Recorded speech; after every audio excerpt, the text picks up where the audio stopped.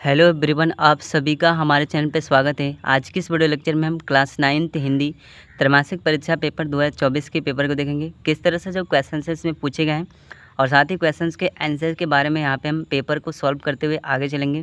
प्रश्न पहला, question number पहला यहाँ पे दे दिया है, त्रिवेदी युग किसके नाम पर पड़ा है?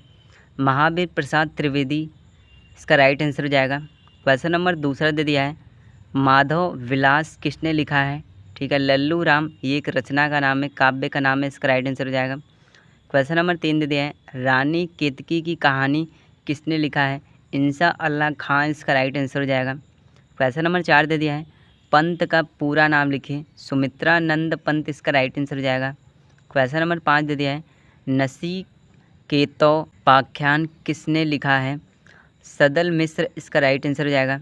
इसके बाद यहाँ पे क्वेश्चन नंबर 2 में आएंगे तो निम्नलिखित गद्यांशों में से रेखांकित अंशों की व्याख्या कीजिए तथा तत्परक प्रश्नों के उत्तर दीजिए। तो यहाँ पे एक पैसेज दे दिया है और इसी पैसेज में से जो क्वेश्चन आंसर यहाँ पे पूछा गया है, सो पैसेज को हमें सबसे पहले केयरफुली सावधानीपूर्वक यहाँ पे पढ़ लेना है। इसके बाद यहाँ पे क्वेश्चन नंबर पहला पूछा है, उपयुक्त गद्यांश के पाठ और लेखक का नाम। सो पाठ एक ये बात की जो यहाँ पे कहानी है, पैसेज है, पैसेज जो है पार्ट 1 से लिया गया है। इसके बाद इसके जो लेखक है प्रताप नारायण मिश्र हैं। इसके बाद क्वेश्चन नंबर 2 में आएंगे तो यहाँ पे हमें इसकी व्याख्या कर लेनी है। क्वेश्चन नंबर 3 में आएंगे तो कुरान शरीफ कला मुल्लाह है, इसका क्या अर्थ है यहाँ पे हमें बताना है। मैंने इसका आंसर यहाँ पे बता दिया है। कुरान अल्लाह के अपने शब्दों का अवतरण है जो उसके प्राणियों के मार्गदर्शन के लिए है। इस तरह से इसका राइट आंसर जाएगा। इसके बाद क्वेश्चन नंबर 3 में आएंगे तो निम्नलिखित पद्यांशों की संदर्भ सहित यहाँ पे हमें इसका काव्य सौंदर्य भी स्पष्ट करना है। यहाँ में इसके हिंदी अर्थ को यहाँ पे संदर्भ सहित व्याख्या करना है, इसके बताना है। तो वो पद्यांश है, किसी एक पद्यांश का यहाँ पे हमें संदर्भ सहित व्याख्या करना है। व्याख्या आपको किस तरह से करना है, जैसे मैं यहाँ पे व्याख्या करके दिखा रहा हूँ। जो रहीम उत्तम प्रकृति का वीर सकत कुसंग, चंदन विष व्यापत नहीं लिपटे रहत भुजंग। जो रहीम उत्तम प्रकृति का वीर सकत कुसम। कवि रहीम जी कहते हैं कि जो उत्तम स्वभाव व दृढ़ चरित्र वाले व्यक्ति होते हैं, चंदन विष व्यापत नहीं लिपटे रहत भुजंग। बुरी संगत में रहने पर भी उनके चरित्र पर विकार नहीं उत्पन्न होता। यानी जिस प्रकार चंदन के वृक्ष पर चाहे जितने विषैले सर्प लिपटे रहें परंतु उस पर सर्पों के विष का प्रभाव नहीं पड़ता। ठीक है, ये 2 लाइन का व्याख्या इस तरह से हम करेंगे।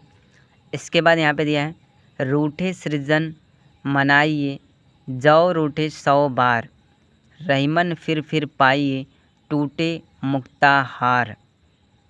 रूठे सृजन मनाइए जाओ रूठे 100 बार।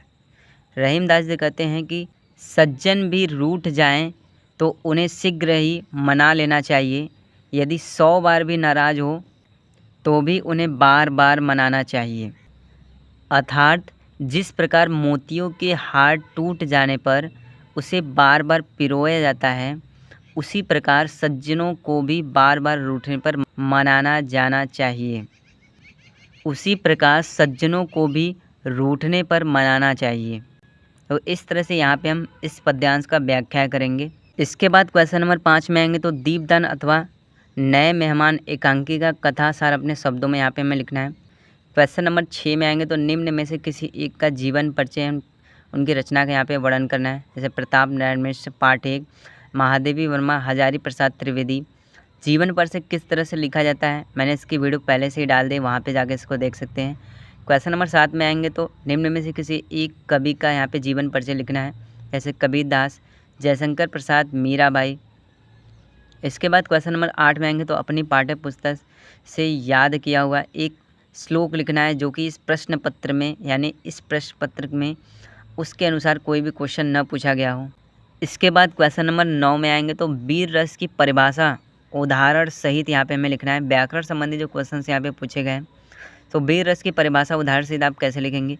जब किसी रचना या वाक्य आदि से वीरता जैसे स्थायी भाव अनुभूति होती है तो उसे वीर रस कहा जाता है। ठीक है, उदाहरण इसका क्या हो जाएगा? खूब लड़ी मर्दानी वह तो झांसी वाली रानी थी।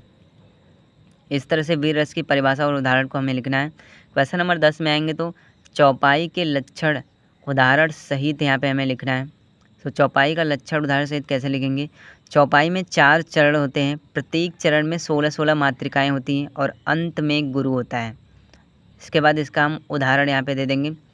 क्वेश्चन नंबर 11 में आएंगे तो अनुप्रास अलंकार की परिभाषा उदाहरण सहित यहाँ पे हमें लिखना है। अनुप्रास अलंकार की परिभाषा यहाँ पे हम कैसे लिखेंगे?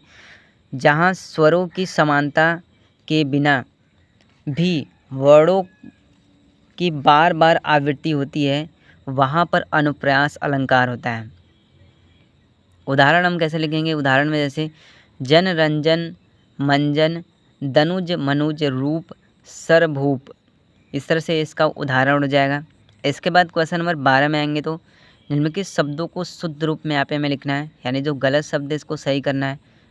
जैसे यहाँ पे क्या हो जाएगा? अध्ययन यहाँ पे लिखा है तो इसका होता है अध्ययन।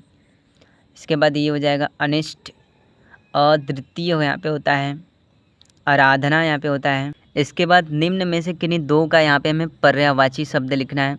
जैसे अग्नि का पर्यायवाची शब्द, दो पर्यायवाची शब्द लिखना है, पावक और दहन हो जाएगा। मैंने यहाँ पे आंसर यहाँ पे बता दिया है। अवश्य का जो पर्यायवाची शब्द होगा घोड़ा होगा, घोटक होगा, गुरु होगा। इसके बाद निम्न का संधि विच्छेद यहाँ पे करना है। यहाँ पे क्वेश्चन यहाँ पे पूछा गया है। जैसे यहाँ पे देता है रमेश का संधि, यहाँ पे क्या हो जाएगा? रमा प्लस इस। देवालय का जो संधि होगा देव प्लस आलय। विद्यालय का जो संधि होगा विद्या प्लस आलय। हिमालय का जो संधि होगा हिम प्लस आलय। इस तरह से हम आंसर को यहाँ पे लिखेंगे। इसके बाद निम्न का अर्थ स्पष्ट करते हुए वाक्यों में यहाँ पे हमें प्रयोग करना है। ठीक है, आगे क्वेश्चन में यहाँ पे चलेंगे तो मुहावरा से रिलेटेड यहाँ पे क्वेश्चन पूछा गया है। जैसे बात जमाना का यहाँ पे मुहावरा अर्थ क्या होगा? बात जमाना का जो मुहावरा अर्थ होगा निश्चय करना कि यह बात ठीक है, यानी राम ने मनुष्य से यह निश्चय किया कि यह बात ठीक है। इस तरह से हम वाक्यों में प्रयोग करेंगे। दूसरा यहाँ पे दे दिया है 9-2-11 होना। 9-2-11 होने का मतलब होता है भाग जाना, ये मुहावरा का अर्थ है। वाक्य प्रयोग हम कैसे करेंगे? पुलिस के आते ही चोर भाग गया, इस तरह से हम वाक्य प्रयोग करेंगे।